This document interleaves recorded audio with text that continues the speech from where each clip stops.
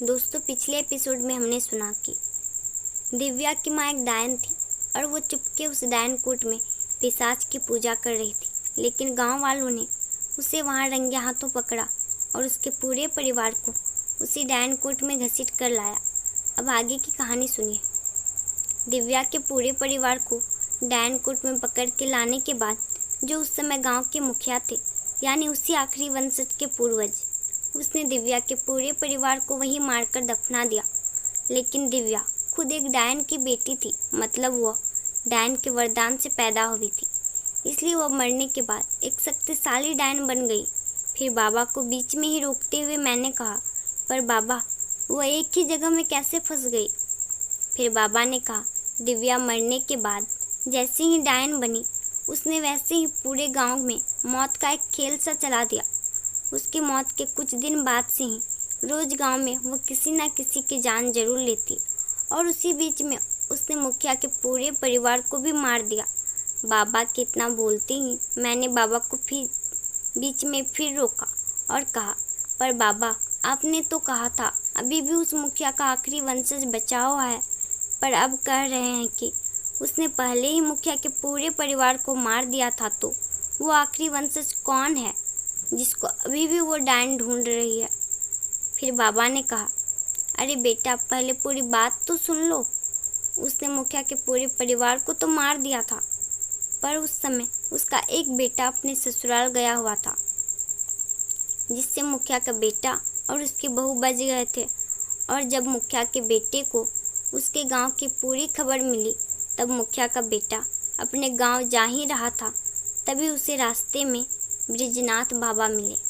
ब्रिजनाथ बाबा का नाम शायद तुमने भी सुना होगा, अगर नहीं सुना तो मैं बता दूं।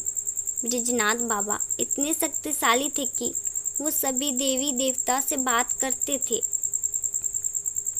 ब्रिजनाथ बाबा जैसे ही मुखिया के बेटे से मिले तो उन्होंने सारी बातें अपने आप पता चल गई, क्योंकि वो अंतर्यामी थे और उन्हें ये भी पता चल गया कि मुखिया का बेटा वहां गया तो उसको भी वो डायन मार देगी।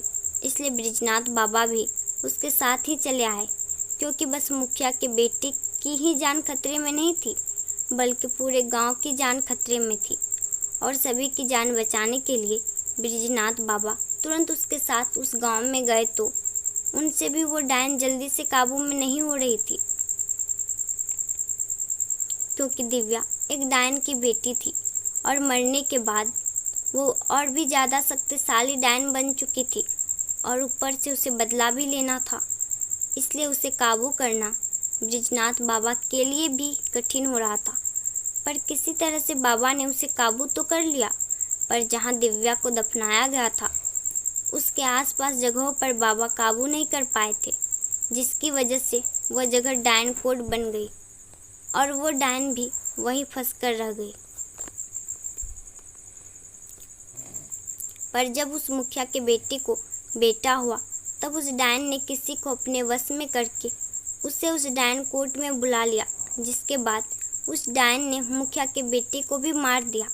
ऐसे करते करते वो मुखिया की हर पीढ़ी में से किसी न किसी को जरूर मार देती है और बस मुखिया का वो आखिरी वंशज ही बचा है।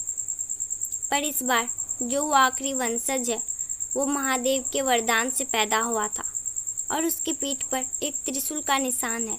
इस बार मुखिया का वो आखिरी वंशज उस डायन कोट में जाएगा, तो इस बार या तो वो डायन मरेगी या फिर वो आखिरी वंशज। महादेव ने इस बार उसे इसलिए ही धरती पर भेजा है कि वो उस डायन को मार सके, क्योंकि वो डायन अब तक बहुत से लोगों की जान ले चुकी है। और ऐसा जब भी धरती में होता है, तब भगवान खुद आते हैं या फिर अपने किसी दूत को धरती की रक्षा करने के लिए भेजते हैं। और इस बार इस काम के लिए भगवान ने मुखिया के उस आखिरी वंशज को चुना है। बाबा की सारी बातें सुनने के बाद फिर मैंने कहा, पर बाबा, आपको ये सारी बातें कैसे पता चली? फिर बाबा ने कहा, क्योंकि बेटा, मैं उन्हीं ब्रिजनाथ बाबा का शिष्य हूँ और उन्हीं ने मुझे ये सब बातें बताई है।